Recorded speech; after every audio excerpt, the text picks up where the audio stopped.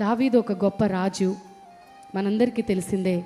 అద్భుతమైన రీతిలో దేవుని చేత ఏర్పాటు చేయబడి ఒక చక్కని రాజుగా ఉంటూ ఇశ్రాయేలు ప్రజంగాన్ని నడిపిస్తున్న వ్యక్తిగా ఉంటున్నాడు, రాజుగా ఉంటున్నాడు.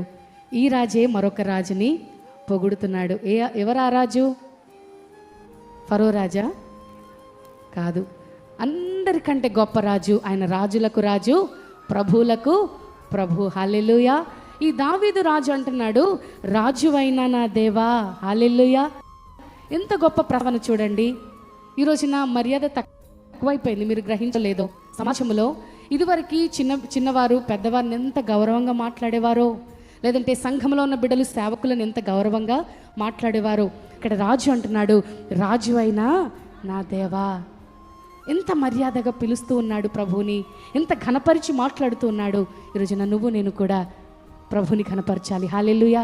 నీ తల్లిదండ్రులను ఘనపరచాలి, వారిని గౌరవించాలి, పెద్దవారిని గౌరవించాలి. నీ వయసు ఎంతైనా పర్లేదు, నీకంటే పెద్దవారిని నువ్వు ఖచ్చితంగా గౌరవించి మర్యాద ఇచ్చే మాట్లాడాలి. అది దేవుని బిడ్డల యొక్క లక్షణము.